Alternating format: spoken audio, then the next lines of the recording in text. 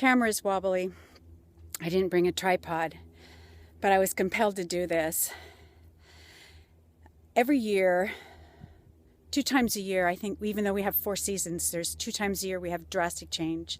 Fall and winter, things die back, leaves fall off, animals go into hibernation. And then in the spring,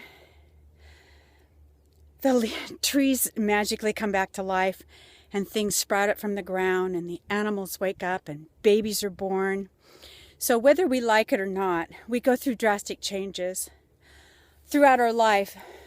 But for me, it seems to be twice a year.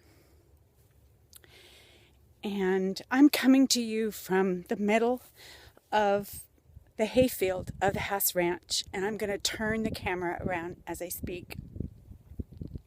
So here you go. I'm out in the middle of, it's a 20-acre hayfield on a originally 186-acre ranch. Full of timber and only good for grazing.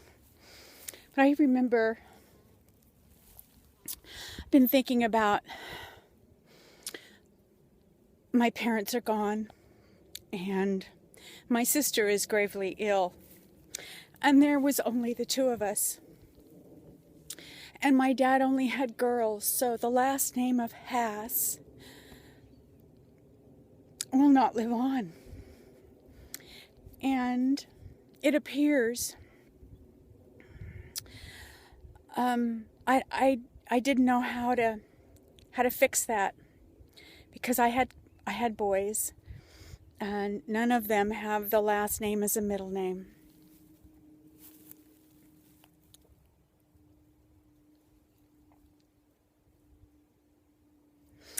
So the way I thought I could do it is to,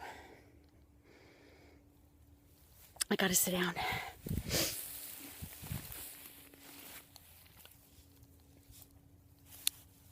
Is to put on video the stories that I remember. And just about this very spot, I used to always help my dad with hay.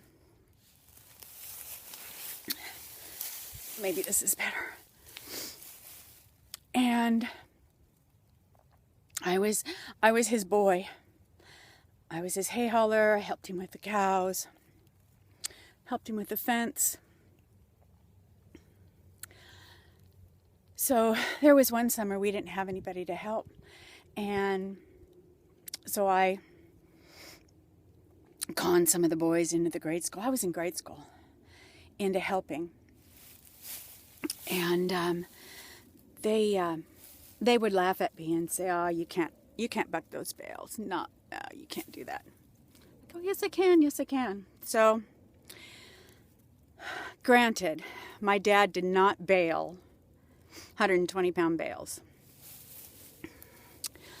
Just because my mom and I were the ones that fed the cows in the winter while he was at work. So, if we couldn't lift him, he couldn't get his cows fed. So we got it loaded, the first load in, and the boys are just teasing me relentlessly all throughout the load. We get about this spot. The tractor's pointed downhill. We always tied the load off with 2 big ropes. And then once we got it tied off, about 4 or 5 bales went to the top. Now, I tell stories with my hand, so apologize for the shaking.